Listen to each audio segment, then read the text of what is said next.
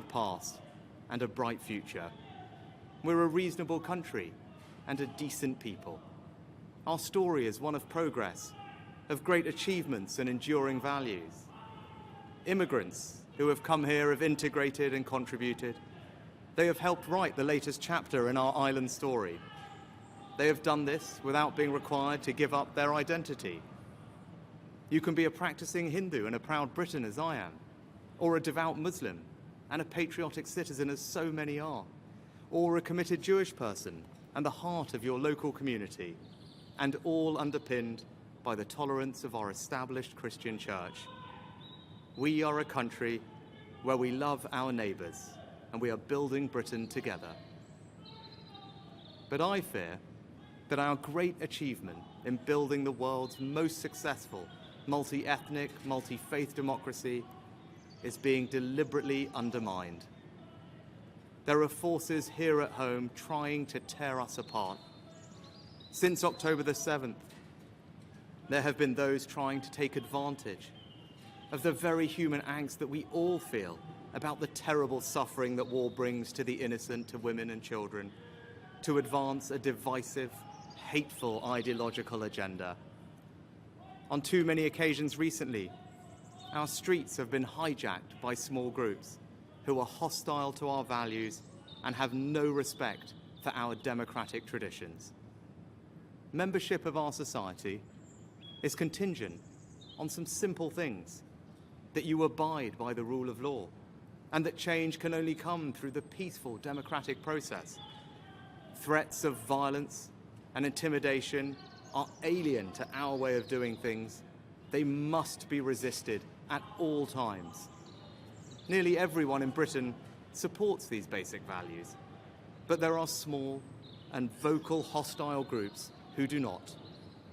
Islamist extremists and the far right feed off and embolden each other.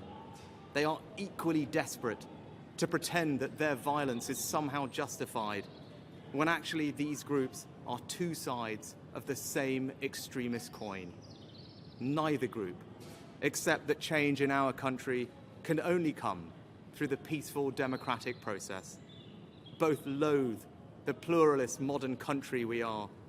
Both want to set Britain against Britain, to weaponize the evils of anti-Semitism and anti-Muslim hatred for their own ends.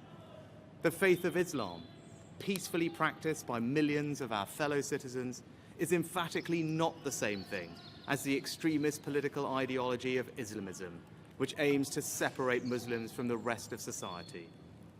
Islamist extremists and far-right groups are spreading a poison.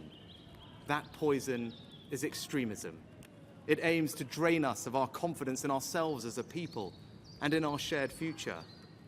They want us to doubt ourselves, to doubt each other, to doubt our country's history and achievements.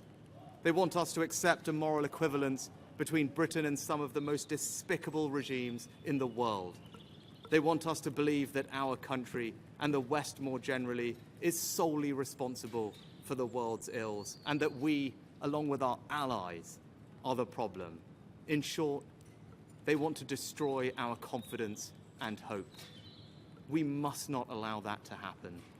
When these groups claim that Britain is and has been on the wrong side of history, we should reject it and reject it again. No country is perfect, but I am enormously proud of the good that our country has done.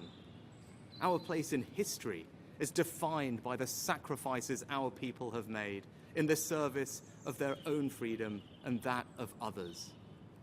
And when these groups tell our children that they cannot and will not succeed because of who they are, when they tell children that the system is rigged against them or that Britain is a racist country, this is not only a lie, but a cynical attempt to crush young dreams and turn impressionistic minds against their own society. I stand here as our country's first non-white Prime Minister, leading the most diverse government in our country's history, to tell people of all races, all faiths and all backgrounds, it is not the colour of your skin, the God you believe in, or where you were born that will determine your success, but just your own hard work and endeavour. And we must be prepared to stand up for our shared values in all circumstances, no matter how difficult. And I respect that the police have a tough job in policing the protests we have seen and that they are operationally independent. But we must draw a line. Yes, you can march and protest with passion. You can demand the protection of civilian life. But no, you cannot call for violent jihad. There is no context in which it can be acceptable to beam anti-Semitic tropes onto Big Ben in the middle of a vote on Israel-Gaza. And there can be no cause that you can use to justify the support of a prescribed terrorist group like Hamas. And yes, you can freely criticize the actions of this government, or indeed any government. That is a fundamental democratic right. But no, you cannot use that as an excuse to call for the eradication of a state or any kind of hatred or anti-Semitism. This week, I've met with senior police officers and made clear it is the public's expectation that they will not merely manage these protests, but police them. And I say this to the police: we will back you when you take action. But if we are asking more of the police, we in government must also back up that call with action.